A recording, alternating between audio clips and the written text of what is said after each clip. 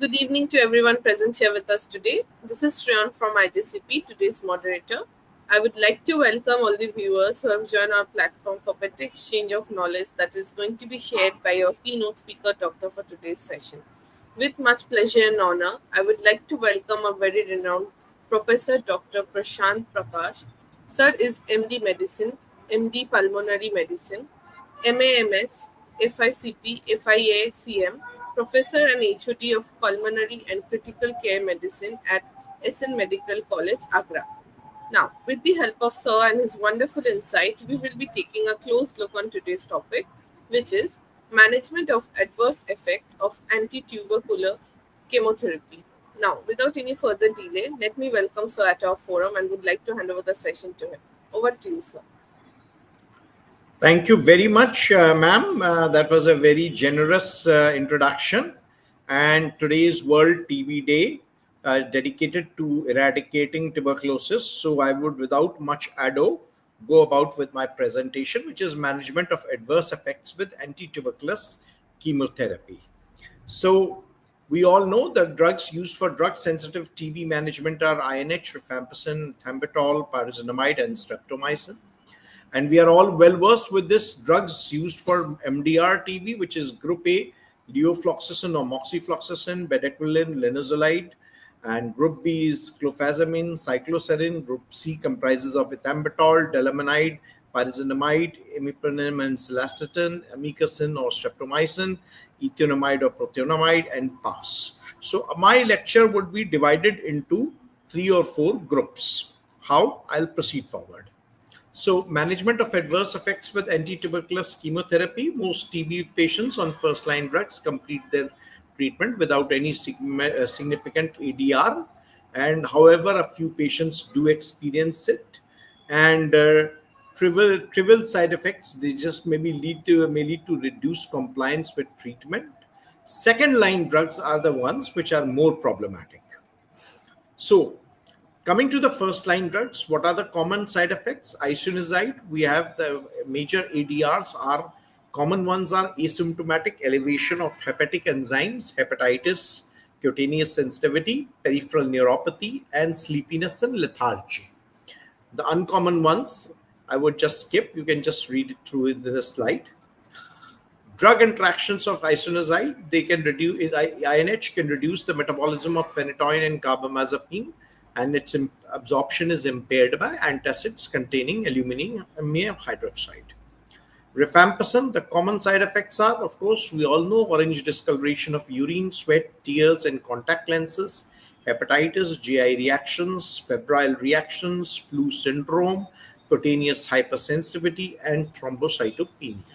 As outlined in the slide, thrombocytopenia, shock, hemolytic anemia, and acute kidney injury are those side effects. If they occur, rifampicin should never be restarted.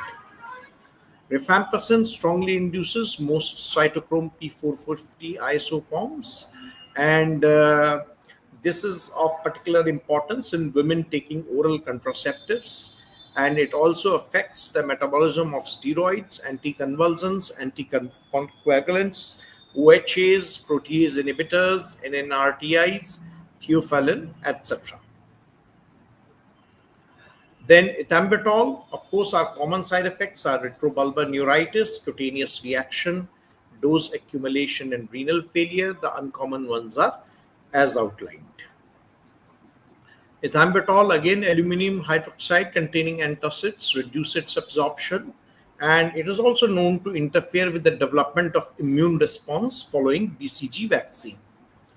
Pyrazinamide, the common ones are hepatitis, arthralgia, anorexia, nausea, vomiting, flushing, photosensitivity, and cutaneous reactions. And it can increase the serum uric acid level, precipitating gout attacks, and the dosages of anti-gout agents need to be adjusted. Streptomycin, the common side effects are giddiness, numbness, tinnitus, vertigo, ataxia, deafness, nephrotoxicity, cutaneous hypersensitivity, sterile abscess at injection site. It should not be used in pregnancy.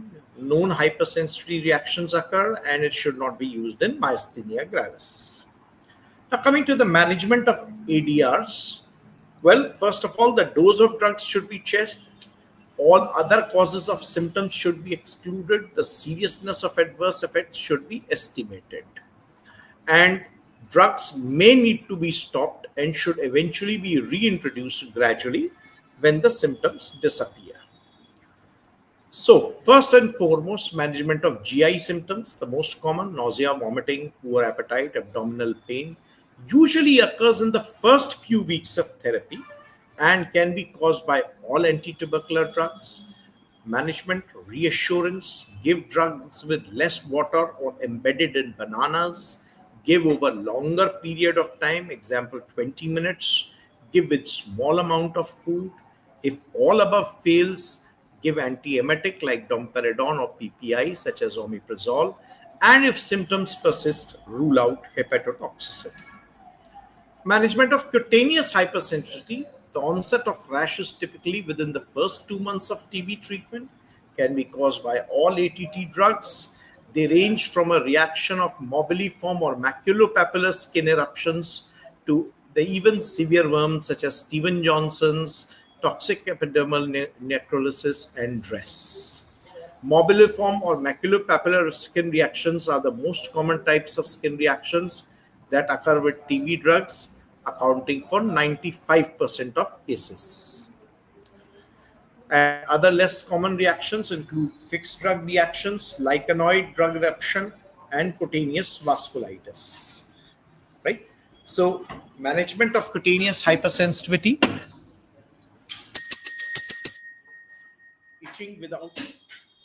itching without a rash or mild rash, we continue treatment and give antihistaminics.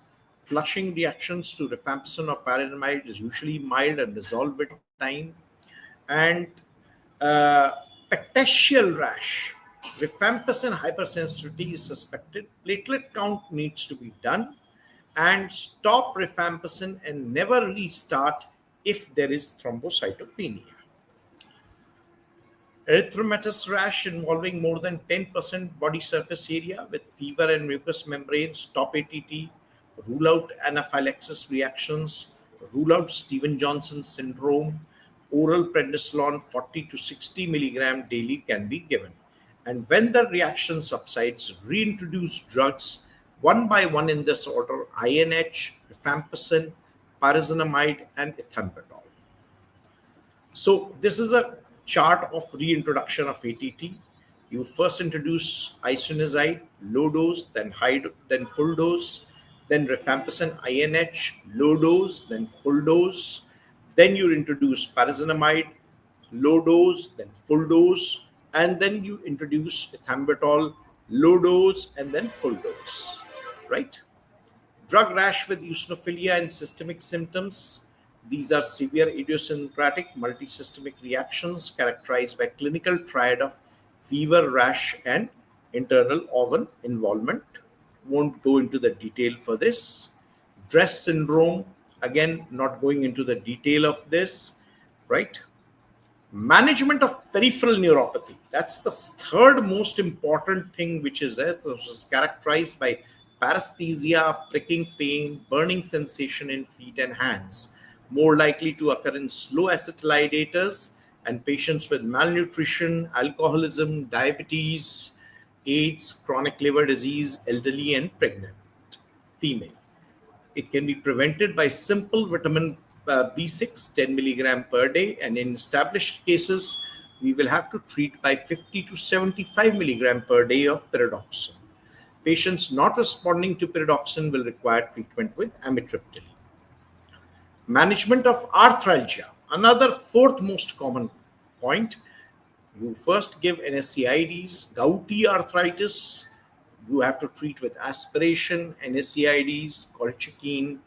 Allopurinol is not very effective. Allopurinol is not very effective. In severe cases with normal or slightly elevated uric acid, consider reduction of the dose of pyrazinamide. And there are many cases when there's just asymptomatic elevated uric acid levels in which there is no medication which is required.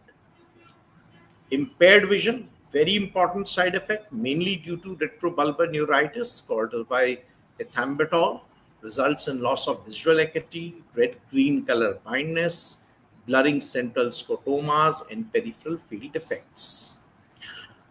And if fluctuation of one or two lines occurs since the Snellen's chart, stop ATT, impaired vision may within a few weeks or may not return to normal after stopping ethambutol, and it's preferable not to restart ethambutol.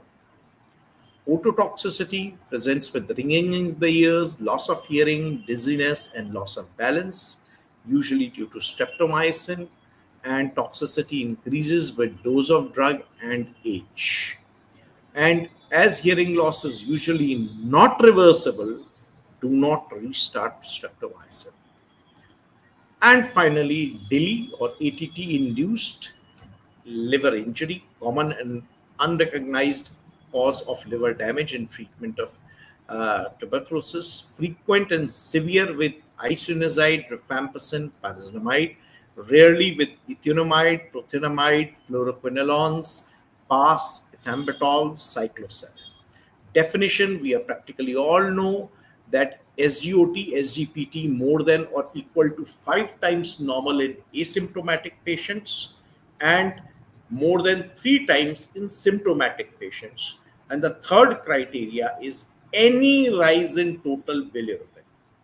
Mechanism of toxicity is direct dose dependent toxicity, which occurs most commonly in pyrazinamide, and idiosyncratic reactions, which are the most common and it occurring in pyrazinamide and INH. So these are the mechanisms of DILI or drug-induced liver injury. Risk factors for hepatotoxicity are multiple of them outlined in this slide. And signs and symptoms of DILI: constitutional symptoms, nausea, vomiting, abdominal pain, fever, rash, jaundice, dark urine, clay colored stools, with other ones like coagulopathy, hypoalbuminemia, and hypoglycemia. Management of hepatitis is symptomatic, rises in transaminases, they just resolve symptom spontaneously. DD, you must consider viral hepatitis, alcoholic hepatitis, amoebic liver abscess, hepatoma, etc.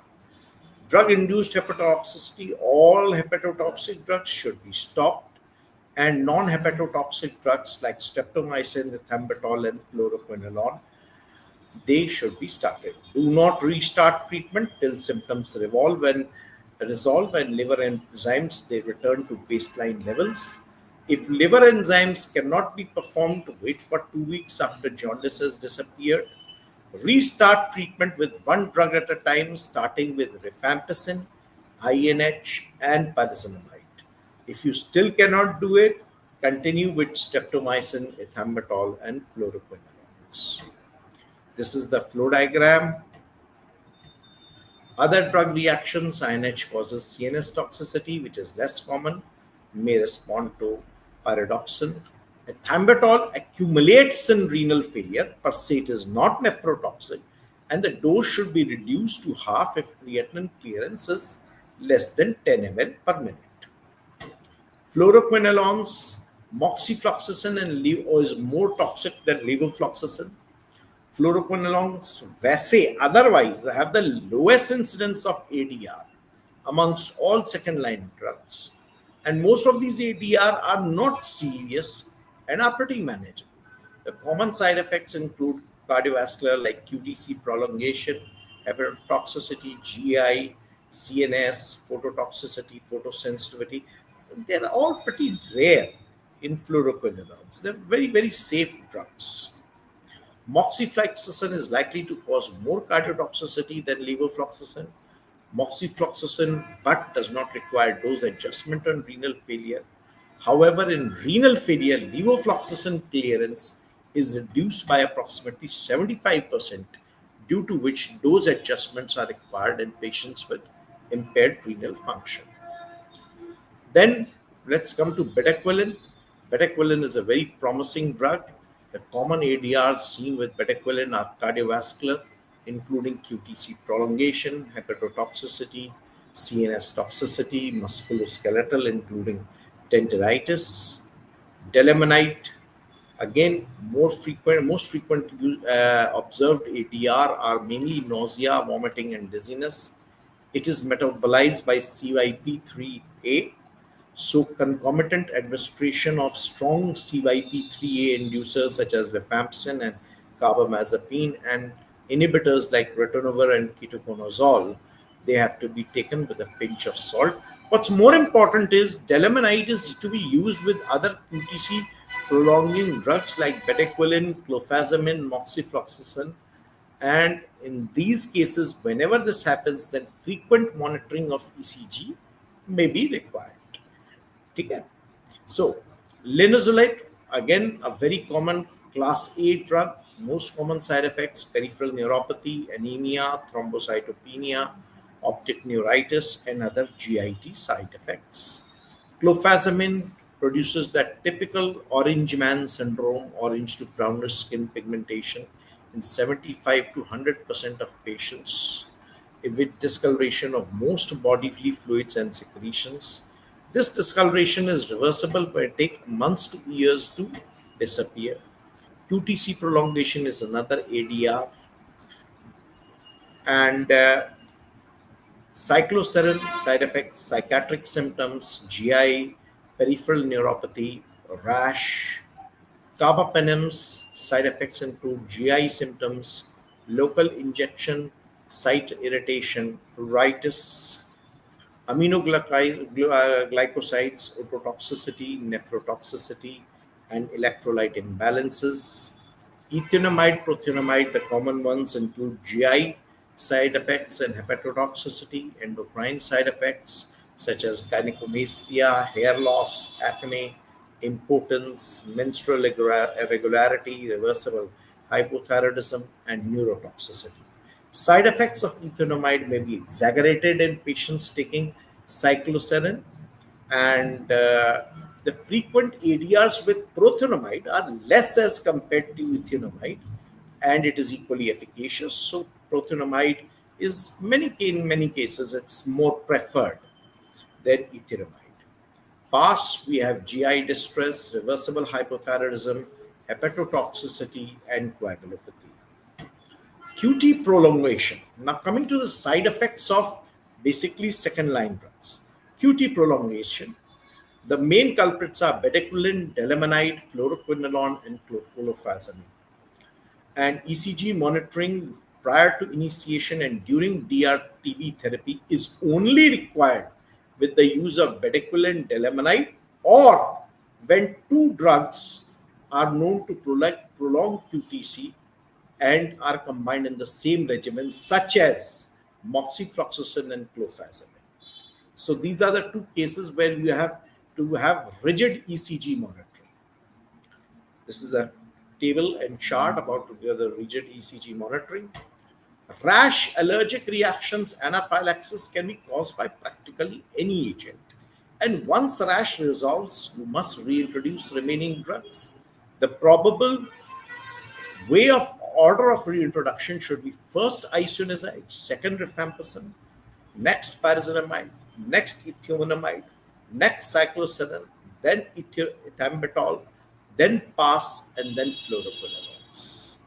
Consider not introducing, even as a challenge, any drug that is highly likely to be the cause, and any of the drugs can cause hives or urticaria. GI symptoms, nausea and vomiting, again caused by a lot of agents, but the principal culprits are ethionamide, prothionamide, PAS, pyrazinamide, ethambutol, bedaquiline. Nausea and vomiting are universal in early weeks of therapy and usually abate with time on treatment and adjunctive therapy. And if the vomiting is severe, please note that creatinine and electrolytes should definitely be checked. There's one more catch to the point that Odin-Syntron prolongs QT intervals, so they should be avoided with use of bedaquiline or delamanide. And there is a three-step approach to managing nausea and vomiting, particularly with second-line agents. Adjust medication and conditions without lowering overall dose, such as give ethionamide, prothionamide at night. Ethionamide or PAS can be given twice or thrice daily along with light snack. PAS can be given 2 hours after other anti-tubercular drugs. The step two is start antiemetics like metoclopramide 30 minutes before anti-TB medication. Ondansetron can be started before anti-TB drugs, 30 minutes before anti-TB drugs. And step three is decrease dose of suspected drug by one weight class, except bedaquiline and delamanide. This can be done without compromising the regimen. GI symptoms, gastritis and abdominal pain. So this is particularly common in PAS, ethionamide, prothionamide, clofazimine, fluoroquinolones, isoniazid, ethambutol, and pyrazinamide. For gastritis, initiate medical therapy with use of H2 blockers, which is better than PPI. Avoid use of antacids as they decrease our absorption of fluoroquinolones. Severe abdominal distress has been reported with use of clofazimine. If this occurs, clofazimine should be suspended. Diarrhea and flatulence is particularly common in PAS and ethionamide prothionamide. Pseudomembranous colitis is a risk factor in cases of prolonged use of fluoroquinolones. Parasites and common waterborne pathogens in the area should also be evaluated. And the safest thing to treat uncomplicated diarrhea is capsule Ridotil, one stat followed after 6 hours. Hepatitis, again, our suspected agents are Z, H, R, prothionamide, ethionamide, PAS, and bedaquiline. This is the short, this is a schematic diagram managing hepatotoxicity. Giddiness. Giddiness is pretty common in aminoglycosides, ethionamide, fluoroquinolones, and pyrazinamide. Whenever a patient complains of giddiness, oversleepiness, or poor concentration, he should be thoroughly counseled. If severe, the offending drug should be identified and removed. Aminoglycosides, especially in the elderly age group, must be kept in mind for giddiness, as it may be the early sign of eighth nerve toxicity. Hematological abnormality is very important. Linezolid usually causes myelosuppression, and once it occurs, consider restarting with a lower dose, 300 milligram instead of 600 milligram. If myelosuppression resolves, and if linezolid is considered essential to the regimen. So you have to half the dose. Hypothyroidism is particularly common in ethionopramide, prothionamide, and PAS, and it is completely reversible upon discontinuation of these drugs. And it's important to know that combination of ethionamide, prothionamide with PAS is more frequently associated with hypothyroidism than when each individual drug is used. Arthralgia, very common with pyrazinamide, fluoroquinolones, and bedaquiline. You should initiate paracetamol, NSAIDs, lower the dose of the suspected agent, most commonly pyrazinamide. And peripheral neuropathy is common, very commonly caused by a host of agents: linezolid, cycloserine, INH, all aminoglycosides, fluoroquinolones, and sometimes even rarely with prothionamide, ethionamide, and ethambutol. To prevent occurrence of such adverse reactions, you should give the patient daily pyridoxine. However, the commonest offending agent is linezolid, and pyridoxine does not help in preventing linezolid-induced neuropathy. It does not help. If there's no improvement or symptoms worsen, amitriptyline 25 milligram will be added. Consider whether the dose of cycloserine can be reduced. If isoniazid is being considered used, stopping it. Rarely, medication may be discontinued, but only if an alternative drug is available. And neuropathy associated with linezolid is common after prolonged use and may be irreversible. Headache, suspected agents are bedaquiline and cycloserine. Headaches are common during initial months of drug resistant TB therapy and can be presented as migraine or cluster headaches. Again, pyridoxine, vitamin B6, should be given to all patients receiving cycloserine to help prevent neurotoxicity. This is very common. Depression, cycloserine, fluoroquinolone, and INH are the principal culprits. History of previous depression is not a contraindication to use of these agents. If significant depression is present at the start of the treatment, avoid a regimen with cycloserine if possible. And initiate in individual counseling. When depression is more significant, initiate antidepressant therapy with amitriptyline, but that should not be used with bedaquiline. TCAs and SSRIs should not be given together. Should not be given together, and do not administer these in conjunction with linezolid at this risk of serotonin syndrome. Psychotic symptoms, again, very important. Cycloserine, isoniazid, fluoroquinolones. Stop the suspected agent for a short period. The most likely drug is cycloserine followed by high dose of INH. Always check the creatinine in patients with new onset psychosis. A decrease in renal function can result in high blood levels of cycloserine, which can cause psychosis.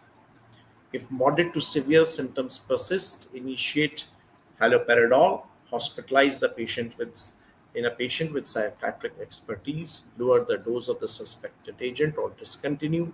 And once all symptoms resolve and patient is off cycloserine, antipsychotic therapy can be tapered. Suicidal ideation, again, cycloserine, isoniazid, ethinomide, and prothionamide. Hospitalize the patient, put under 24 hours surveillance, request psychiatric consultation. If no improvement occurs after holding cycloserine, hold INH also and ethinomide or prothionamide. Seizures, again, it's cycloserine, INH, fluoroquinolones. Hold them pending resolution of seizures. Use carbamazepine, phenytoin, or valproic acid. When seizures have resolved, restart the medication. Right? So, anticonvulsant therapy is generally continued after DRTB treatment is completed. Check creatinine levels, right? Because a decrease in renal function can result in high blood levels of cycloserine, which can cause seizures. Tendinitis and tendon rupture, of course, fluoroquinolones, they are the main culprits. Give NSAIDs, rest the joint. And nephrotoxicity, of course, we all know aminoglycosides, they're the main culprits. History of diabetes or renal disease is not a contraindication to use of these aminoglycosides. Blood urea and serum creatinine should be done every month for the first 3 months and then every 3 months whenever we are administering aminoglycosides.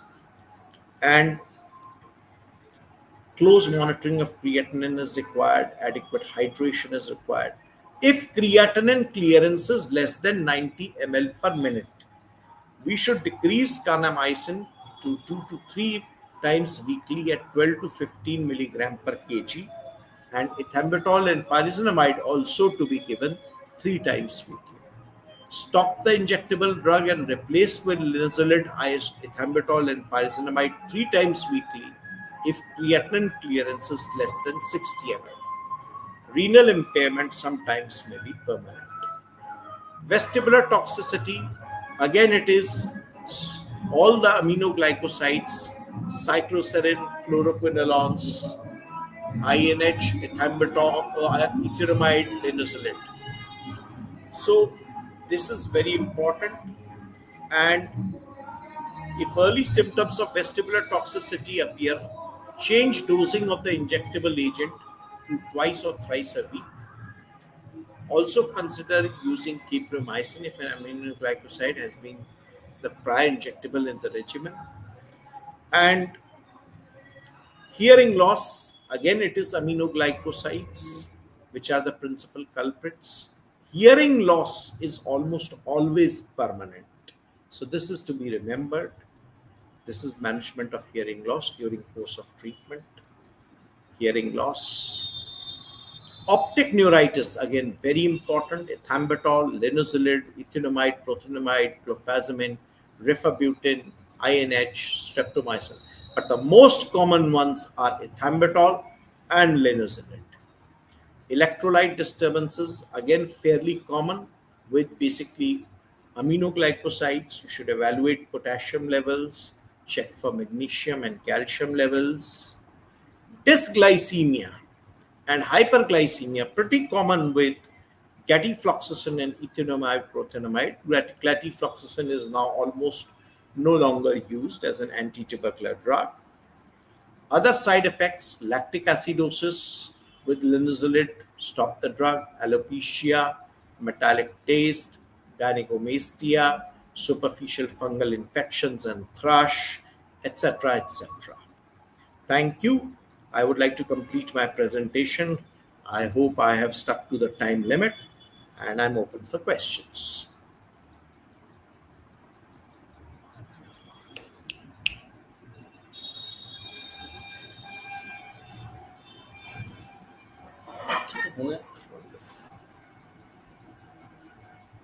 Any questions?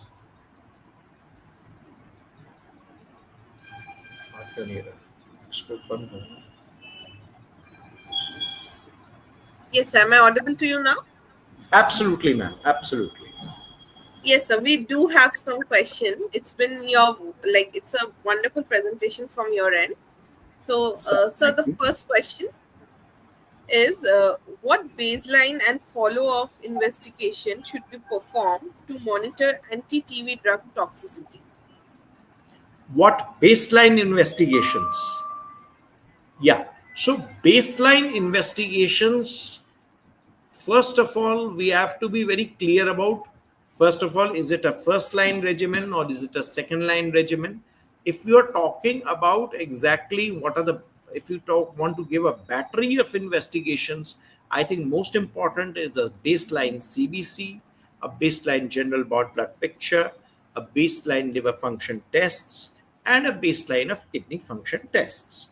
I don't think so that you have to go in for very, very detailed battery of investigations unless your patient is really having some problem.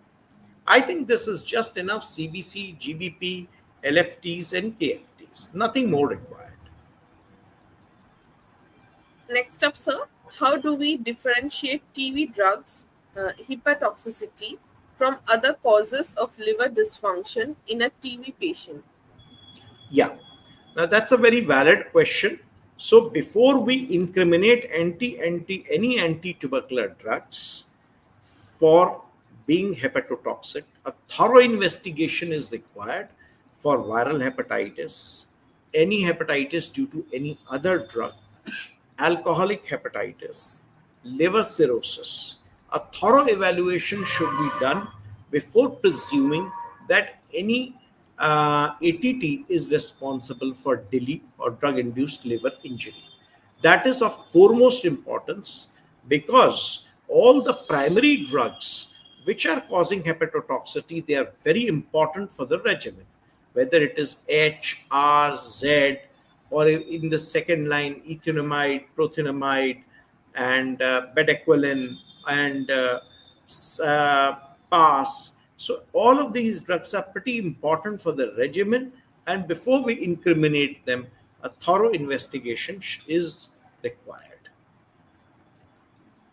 So there is one last question. What Sure. consideration should be taken when treating pediatric TB patient to prevent long-term adverse effect?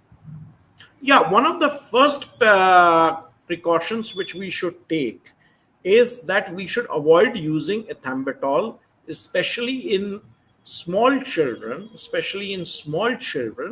for the simple reason that they are the ones who are probably never going to complain or won't be able to describe the symptoms of any diminution of vision. Second of all, it would be advisable in terms of compliance that we should avoid aminoglycosides if possible. The third category of drugs is which we require caution is fluoroquinolones. So pediatric tuberculosis can be challenging that we are more or less left with rifampicin, INH, and pyrazinamide. We have to be cautious with ethambutol. We have to be cautious with fluoroquinolones, and we have to be very cautious with aminoglycosides. So, three categories of drugs, they seem to be, requiring caution with pediatric tuberculosis. Thank you so much, sir. That's all from our audience, and thank you for answering all our questions. Before concluding, sir, any take-home message from your end? Nothing, just take home message that adverse effects of anti-tubercular chemotherapy, they are common. They are common, but they are not to be so feared of. They can be managed, and you just have to be vigilant. That's all. Thank you so much, sir, for joining us today. With your permission, I Thank would like to conclude today's session. Thank you. thank you. Thank you so much.